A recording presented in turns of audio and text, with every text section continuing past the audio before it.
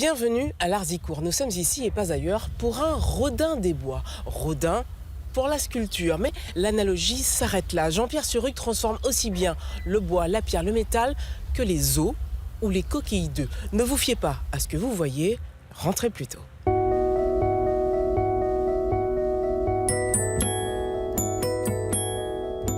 La surprise est de taille. En fait, on est bien loin de l'univers présenté sur la devanture. Ici, on est plutôt fable de La Fontaine, tant les animaux y tiennent une place majeure. Du bois, des œufs, de la pierre, et ça, on dirait de l'ivoire. Mais non, c'est de l'os de bœuf. La preuve, on l'a sous nos yeux. Des fonds éléphants, on a une couche d'émail. C'est tout.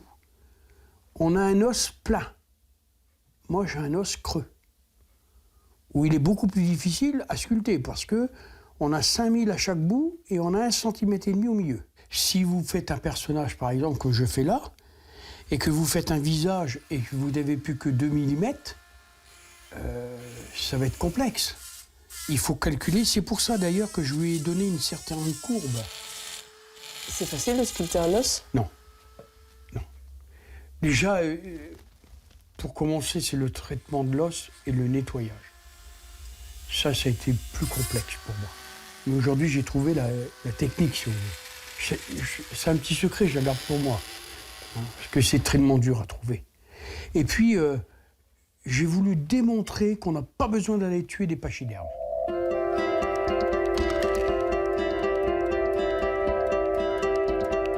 Que ce soit de l'os ou du bois, Jean-Pierre Surugue sublime la matière en lui redonnant vie.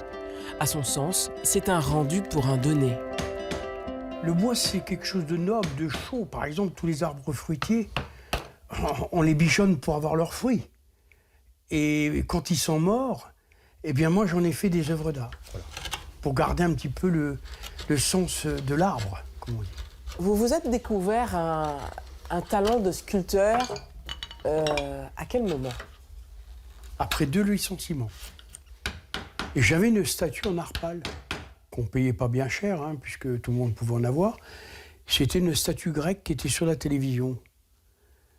Et comme ça me trottait un peu dans la tête, hein, pas de boulot, rien, je suis été à l'atelier, j'ai pris l'outil, un tournevis, et je l'ai affûté. J'ai pris un morceau de bois, je l'ai calé comme j'ai pu, et j'ai refait exactement la même sculpture.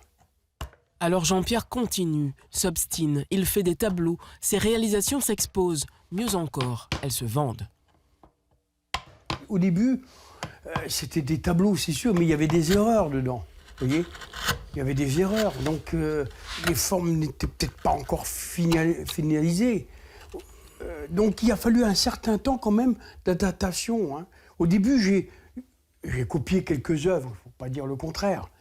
Et puis j'ai fait quelques expositions et je me suis aperçu que copier une œuvre, c'est voler la pensée de celui qui l'a fait. Donc je me dis, c'est pas possible, il faut que tu fasses tes créations.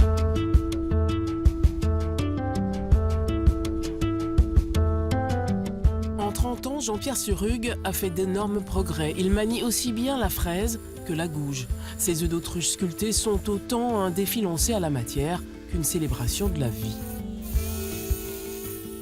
On n'a que 2 mm de matière, et donc on n'a pas le droit à l'erreur, quoi. Surtout que c'est pas à jouer, moi, c'est sculpter. Donc la sculpture, c'est comme une médaille, c'est très fin, quoi. Ce sont ces creux, plus ou moins prononcés dans la coquille, qui feront les reliefs du motif. Pour la 3D, c'est le jeu de l'ombre et de la lumière. Et pour les formes, il fait comment? Que comme tout est en arrondi, c'est extrêmement complexe pour avoir les proportions parfaites. Quand vous mettez une image plate, ça va. Mais si par exemple vous prenez l'image et que vous vouliez reproduire avec un calque, tout serait déformé.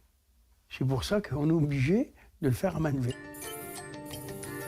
Jean-Pierre Surugue n'a fréquenté aucune école d'art. Ses œuvres ne reflètent aucun courant, mais pourtant, elles ont été plébiscitées, plusieurs fois récompensées. Un travail digne du titre de meilleur ouvrier de France. Venez voir par ici, je vais vous raconter l'art de la vie rurale. 54,7 kg d'alisier et de noyer. Et cette histoire racontée sur ces pages en recto verso. Bien, je n'irai pas plus loin, vous viendrez voir le reste vous-même. À bientôt, ailleurs, en Champagne-Ardenne.